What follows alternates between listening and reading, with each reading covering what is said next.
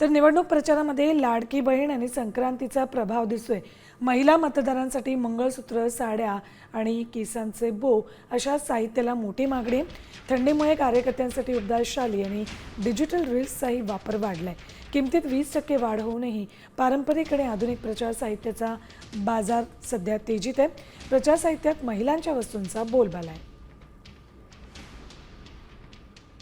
महानगरपालिकेच्या निवडणुका सुरू आहे आणि याची रणधुमाळी आता हळूहळू जे आहे ते वेग पकडायला लागलेली आहे। कारण ज्या पद्धतीनं प्रचारामध्ये जे आहे साहित्य लागत असतं त्यामध्ये याचा मोठ्या प्रमाणात वापर होणारे जे साहित्य आहे ते आपल्याला या दुकानामध्ये पाहायला मिळते आहे। इलेक्शनचा जो वेळ होता पूर्वीला जास्त होता, आता कसं आहे की आता तो वेळ तेवढा राहिलेला नाही आहे।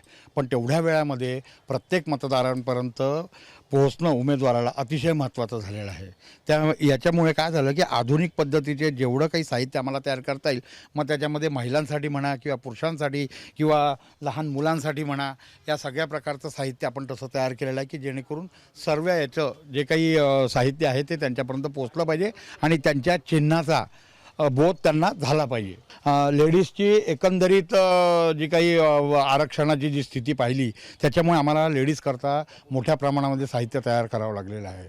त्याच्यामध्ये त्यांच्यासाठी असलेले चेन म्हणा, लॉकेट म्हणा, अंगठ्या म्हणा, वेगवेगळ्या प्रकारचे ब्रेसलेट म्हणा, मंगळसूत्र म्हणा, इव्हन